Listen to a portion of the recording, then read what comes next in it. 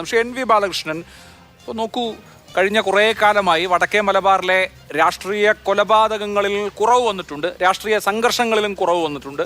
ഒരു പതിറ്റാണ്ട് മുൻപുള്ളതുപോലെ ഒരു വർഷത്തെ കണക്കെടുത്താൽ 10-15 ആളുകൾ രാഷ്ട്രീയ കൊലപാതകങ്ങളിൽ കൊല്ലപ്പെടുന്ന സാഹചര്യവും മാറിയിട്ടുണ്ട്. അതൊക്കെ എനിക്ക് തോന്നുന്നത് നമ്മുടെ സമൂഹത്തിൽ വന്നിട്ടുള്ള പുതിയ ശക്തമായ പൊതുബോധത്തിൻ്റെയും കൂടി പ്രതിഫലനമാണ് എന്നുള്ളതാണ്. അക്രമ രാഷ്ട്രീയം പൊതുവെ സമൂഹം അംഗീകരിക്കുന്നില്ല, അതിനെ നിരുത്സാഹപ്പെടുത്തുന്ന സമീപനമാണ് സ്വീകരിക്കുന്നത് എന്നുള്ളതും ഇതിനൊരു കാരണമാകാം. അങ്ങനെ ഒരു പാരഡൈം ഷിഫ്റ്റ് തന്നെ ഈ പറയുന്ന നമ്മുടെ പൊളിറ്റിക്കൽ ലാൻഡ്സ്കേപ്പിൽ സംഭവിച്ചിട്ടുണ്ട്. അപ്പോൾ അങ്ങനെയുള്ള ഒരു പുതിയ അന്തരീക്ഷത്തിൽ ഈ കൊലപാതകികളെയൊക്കെ ഏതെങ്കിലും തരത്തിൽ സംരക്ഷിക്കുക, അവർക്കൊക്കെ എന്തെങ്കിലുമൊക്കെ സഹായം ചെയ്തു കൊടുക്കുക, താങ്കൾ പറയുന്നത് പോലെ അത് ചെയ്തേ പറ്റൂ എന്നുള്ള സാഹചര്യം ഉണ്ടാവാം. അത്തരം കാര്യങ്ങളൊക്കെ ഇനിയുള്ള കാലത്ത് ഏതെങ്കിലും തരത്തിലുള്ള ഒരു രാഷ്ട്രീയ പാർട്ടിയെ സംബന്ധിച്ച് ചെയ്യാൻ കഴിയുന്ന എന്ന് പറഞ്ഞാൽ ചെയ്ത് ഏതെങ്കിലും തരത്തിലൊരു പൊതുസമൂഹത്തിൽ നിൽക്കാൻ കഴിയുന്ന അന്തരീക്ഷം ഇവിടെ ഉണ്ടോ? അഭിലാഷിന്റെ ചോദ്യത്തിലേക്ക് ഞാൻ വരാം. അതിനു മുമ്പ് 1-2 കാര്യങ്ങൾ പരാമർശിക്കുന്നുണ്ട്. പ്രത്യേകിച്ച് ഒരു ചർച്ചയിൽ പങ്കെടുക്കുമ്പോൾ കേട്ടുപോകുമ്പോൾ ഉണ്ടാകുന്ന ഒരു വിഷമം കൊണ്ട് മാത്രം പറയുന്നതാണ്. അതൊന്ന്, ജയേന്ദ്ര മാഷ് എൻ്റെ ഒരു അടുത്ത സുഹൃത്താണ്, ഞങ്ങൾ നാട്ടുകാരാണ്, വലിയ വ്യക്തിബന്ധങ്ങൾ സൂക്ഷിക്കുന്നവരാണ് പരസ്പരം. പക്ഷേ അദ്ദേഹത്തിൻ്റെ ഒരു ധാരണ, കാര്യങ്ങളെക്കുറിച്ചുള്ള അദ്ദേഹത്തിൻ്റെ ധാരണ ഇത്ര പ്രാകൃതമാണെന്ന് ഒരുപക്ഷെ വ്യക്തിപരമായ അടുപ്പത്തിൽ പോലും ഞാൻ മനസ്സിലാക്കിയിട്ടില്ല. കമ്മ്യൂണിസ്റ്റ് പാർട്ടികളുടെ കൊടി ചുവപ്പായത് എങ്ങനെയാണ് എന്ന് മനസ്സിലാക്കാതെയാണ് അത് സാധാരണ നമ്മളേതോ ശാഖയിലോ അല്ലെങ്കിൽ ഏതെങ്കിലും BJP യോഗത്തിലോ വിശദീകരിക്കുന്ന പോലെ മനുഷ്യനെ കൊന്ന ചോരയാണ് എന്നൊക്കെ പറഞ്ഞാൽ നമ്മുടെ ഒരു സാമാന്യമായ ചരിത്രബോധമെങ്കിലും സൂക്ഷിക്കേണ്ടതല്ലേ ജയേന്ദ്ര മാഷ് എന്ന് ഞാൻ ചോദിക്കുകയാണ്. അത് ഞാൻ ചോദിക്കുന്നതിന് മുമ്പ് അസ്കർ ചോദിക്കേണ്ടതാണ്, പക്ഷെ അത് ചോദിച്ചില്ല എന്നതുകൊണ്ടാണ്. അദ്ദേഹം ചോദിക്കുന്നത് ഞാൻ കരുതിയത്, പക്ഷെ അതും ചോദിച്ചില്ല. അതുപോലെ തന്നെ ഈ കമ്മ്യൂണിസ്റ്റ് പാർട്ടിയെ സംബന്ധിച്ചും മാർക്സിസത്തെ സംബന്ധിച്ചും ലോകത്താകെ മാർക്സിസം ഉണ്ടാക്കിയ കാര്യങ്ങളെക്കുറിച്ചൊക്കെ ഒരുപാട് തർക്കങ്ങളും അഭിപ്രായ വ്യത്യാസങ്ങളും ഒക്കെ നിലനിർത്തുന്ന ഒരാളാണ് ഞാൻ. പക്ഷെ അതുകൊണ്ട് നമ്മൾ വസ്തുത നിരാകരിക്കാൻ പാടില്ല. അപ്പം സോവിയറ്റ് യൂണിയൻ എന്ന് പറയുന്ന രാജ്യമൊക്കെ രൂപപ്പെടുന്നതിന് മുമ്പുള്ള സാറസ്റ്റ് റഷ്യയെക്കുറിച്ചൊക്കെ അലക്സാണ്ടർ പുഷ്കിനെ പോലെയൊക്കെയുള്ള വിശ്വപ്രസിദ്ധരായ സാഹിത്യകാരന്മാരുടെ നോവലുകളൊക്കെ ഒരുപാട് പറഞ്ഞിട്ടുണ്ട്. മാഷൊന്നും എടുത്ത് വായിച്ചു നോക്കണം. അന്നത്തെ സോവിയറ്റ് യൂണിയൻ്റെ ദാരിദ്ര്യം എന്തായിരുന്നു.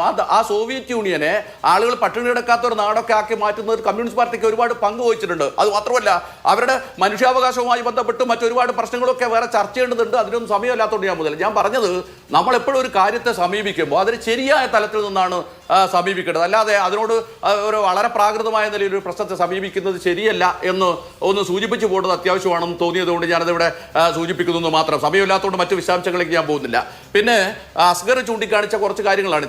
ചന്ദ്രശേഖരൻ കൊല്ലപ്പെട്ടതല്ലായിരുന്നു എന്ന അദ്ദേഹത്തിൻ്റെ പ്രസ്താവനയെ ഞാൻ വളരെ അഭിമാനത്തോട് കൂട്ടിരിക്കുകയാണ്. അദ്ദേഹത്തിന് വേണമെങ്കിൽ കുറച്ച് ഫ്ലെക്സ് ബോർഡ് അടിച്ചിട്ട് നാട്ടിലൊക്കെ ഇങ്ങനെ വെക്കാം, ചന്ദ്രശേഖരൻ കൊല്ലപ്പെടേണ്ടതായിരുന്നില്ല എന്ന് അഡ്വക്കേറ്റ് അസ്ഗർ എന്ന് പറഞ്ഞിട്ട് നമുക്ക് വെക്കാം. പക്ഷേ നമ്മൾ മാർക്സിസ്റ്റുകാർ ഒരു കാര്യത്തെ മനസ്സിലാക്കുന്നത് അതിൻ്റെ മൂർത്തമായ സാഹചര്യങ്ങൾ, കോൺക്രീറ്റ് അനാലിസിസ് ആണ് മാർക്സിസം എന്നാണ് നമ്മൾ പറയുക.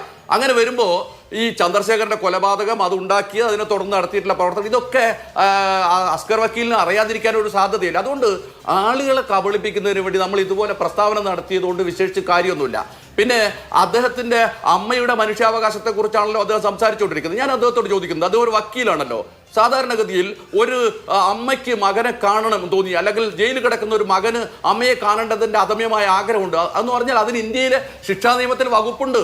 പോലീസ് എസ്കോർട്ടോട് കൂടി ഇയാളെ നമുക്ക് കൊണ്ടുപോയിട്ട് അമ്മയെ കാണിക്കാം, അമ്മയുമായി ബന്ധപ്പെട്ട എന്തെങ്കിലും ചടങ്ങിൽ പങ്കെടുക്കാൻ തിരിച്ചു കൊണ്ടുവരാം. അതിനൊക്കെ ഇന്ത്യൻ ശിക്ഷാ നിയമത്തിലും ജയിൽ നിയമത്തിലും ഒക്കെ വകുപ്പുണ്ട്. ഇനി അതല്ല, മറ്റു തരത്തിൽ ബുദ്ധിമുട്ടൊന്നും ഇല്ലാത്തതാണ്, ഇയാൾ അമ്മ സുഖമില്ലാതെ കിടക്കുകയാണ്, അമ്മയൊന്ന് കാണുക വെച്ചാൽ ഒരു സാധാരണ പരോൾ അനുവദിക്കാം. ഒരാഴ്ച നീണ്ടു നിൽക്കുന്ന ഒരു സാധാരണ പരോൾ അനുവദിക്കാം. അങ്ങനെ സാധാരണ പരോൾ അനുവദിച്ചാൽ അദ്ദേഹത്തിന് പോയി തൻ്റെ അമ്മയെ കണ്ട് ഒരാഴ്ച അമ്മയെ പരിചരിച്ച് തിരിച്ചു പോരാൻ ആവശ്യമായ സൗകര്യം ഉണ്ടാവും. ഇവിടെ ഇതൊന്നും അല്ലല്ലോ അസ്കറെ സംഭവിക്കുന്നത്. സംഭവിച്ചത് എന്താണ്?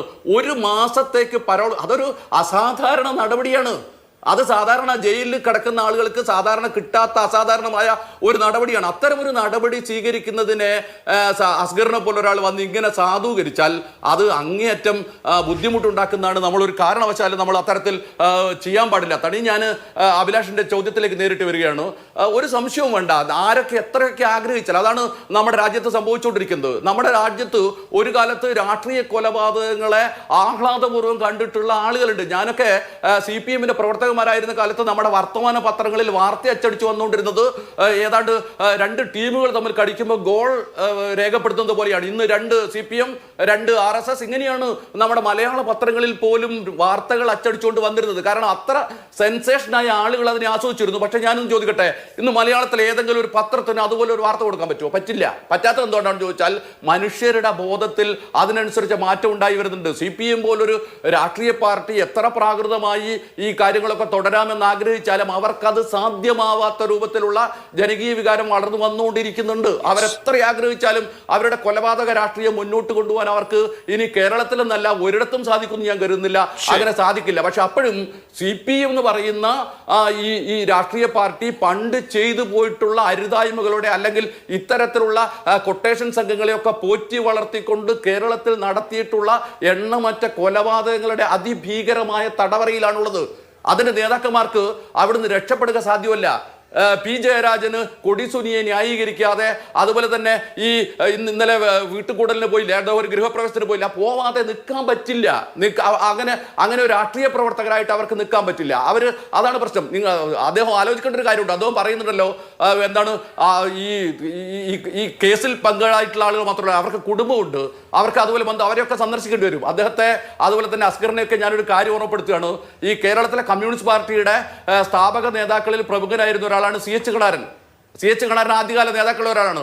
ആ CH കണാരന്റെ മകൻ ഒരു സംഘർഷത്തിൽ പരിക്കേറ്റ്, SFI അതുപോലെ തന്നെ KSU സംഘർഷത്തിൽ പരിക്കേറ്റ്, അദ്ദേഹത്തിന്റെ മകൻ KSU ആയിരുന്നു, പരിക്കേറ്റ് പിന്നെ ആശുപത്രി കിടക്കണം. ഒരേ ആശുപത്രിയിൽ 2 കട്ടിലിൽ KSUക്കാരും കിടക്കുന്നുണ്ട്, അതുപോലെ അപ്പുറത്ത് പരിക്കേറ്റിൽ SFIക്കാർ കിടക്കുന്നുണ്ട്. CH കണാരൻ ആശുപത്രിയിൽ പോയിട്ട് KSU ഈ പറയുന്ന പരിക്കേറ്റ SFI പ്രവർത്തകന്മാരെ സന്ദർശിച്ച് അവരെ സാന്ത്വനിപ്പിച്ച്, അപ്പൊ കൂടെ ഉണ്ടായിരുന്ന ആളുകൾ പറഞ്ഞു, താങ്കളുടെ മകൻ KSU പ്രവർത്തകനാണോ എന്ന് അപ്പുറത്ത് കിടക്കുന്നുണ്ട്, ഒന്ന് കണ്ടിട്ട് പോകാന്ന് പറഞ്ഞപ്പോ അതിന് CH കണാരൻ പറഞ്ഞൊരു മറുപടി ഉണ്ട്, ഞാൻ അവനെ കണ്ടോളാം, പക്ഷേ അത് ഇവിടെ വെച്ചല്ല, ഇവിടെ വെച്ച് ഞാൻ അവനെ കാണുന്നത് തെറ്റായ സന്ദേശമാണ്, അതുകൊണ്ട് എനിക്ക് അവനെ കാണണ്ട, അവൻ ചെയ്ത ഒരു കാര്യത്തെയും സാധൂകരിക്കാൻ എനിക്ക് പറ്റില്ല, അതുകൊണ്ട് ഞാൻ അവനെ സന്ദർശിക്കില്ല എന്ന് അത്തരത്തിൽ ഉള്ള പാർട്ടി നേതാക്കന്മാരുടെ തുടർച്ചയിലാണ് അക്കരൊക്കെ വന്നിരുന്ന് സംസാരിക്കുന്നത് എന്നെങ്കിലും ഓർക്കാനുള്ള ഒരു കാര്യം കാണിക്കണമെന്നാണ് എനിക്ക് വളരെ വിനയത്തോടു കൂടി അഭ്യർത്ഥിക്കാനുള്ളത്.